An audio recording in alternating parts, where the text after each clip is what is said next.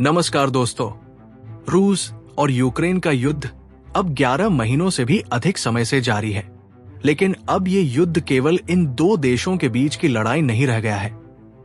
ये अमेरिका के लिए भी नियंत्रण से बाहर होता जा रहा है। हाल ही में खबर आई है कि बाइडेन प्रशासन ने यूक्रेन को 500 मिलियन की अतिरिक्त सैन्य सहायता दी है। तो सवाल ये है, इस युद्ध का आगे क्या होगा? क्या ये भारत पर भी किसी प्रकार का प्रभाव डाल सकता है? और क्या ये तीसरे विश्व युद्ध की शुरुआत की ओर इशारा कर रहा है?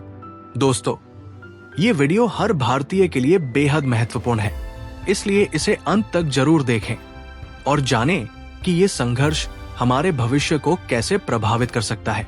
बाइडेन प्रशासन ने यूक्रेन के लिए $500 मिलियन की राशि के अंतिम सैन्य सहायता पैकेज की घोषणा की है।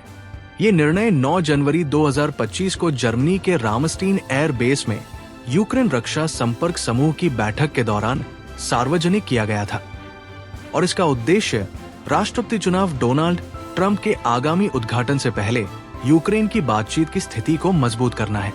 दोस्तों, सहायता पैकेज में यूक्रेन के F-16 लड़ाकू जेट के संचालन का समर्थन करने के लिए वायु रक्षा मिसाइलें, गोला बारूद और उपकरण शामिल है। ये पैकेज 20 जनवरी 2025 को ट्रंप के पदभार संभालने से पहले बाइडेन प्रशासन की आखिरी महत्वपूर्ण सैन्य सहायता का प्रतीक है। रूस और सैन्य सहायता के बारे में ट्रंप की पिछली टिप्पणियों को देखते हुए नए प्रशासन के तहत यूक्रेन के लिए भविष्य के अमेरिकी समर्थन के बारे में चिंताएं उठाई गई हैं।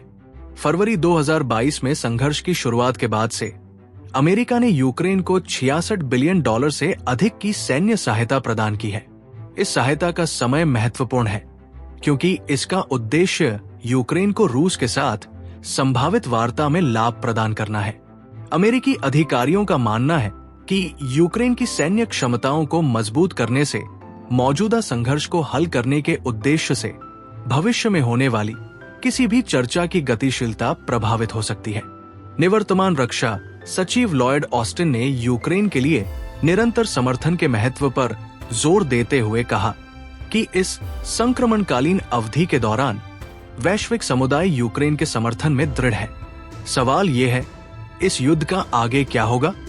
क्या ये युद्ध और भी लंबा खिंच सकता है या किसी समझौते से इसका अंत होगा? क्या ये संघर्ष तीसरे विश्व युद्ध का संकेत है जिसमें और भी देश शामिल हो सकते हैं? और भारत पर इसका क्या प्रभाव पड़ेगा? क्या हमारी अर्थव्यवस्था और विदेश नीति इससे प्रभावित होगी? दोस्तों, आप क्या सोचते हैं कि क्या ये निर्णय नए विश्व युद्ध की शुरुआत है? कृपया टिप्पणी करें और यदि आप दैनिक अपडेट में रुचि रखते हैं तो कृपया सब्सक्राइब करें। और बहुत बहुत धन्यवाद जो वीडियो को अंत तक देख रहे हैं और साझा करें।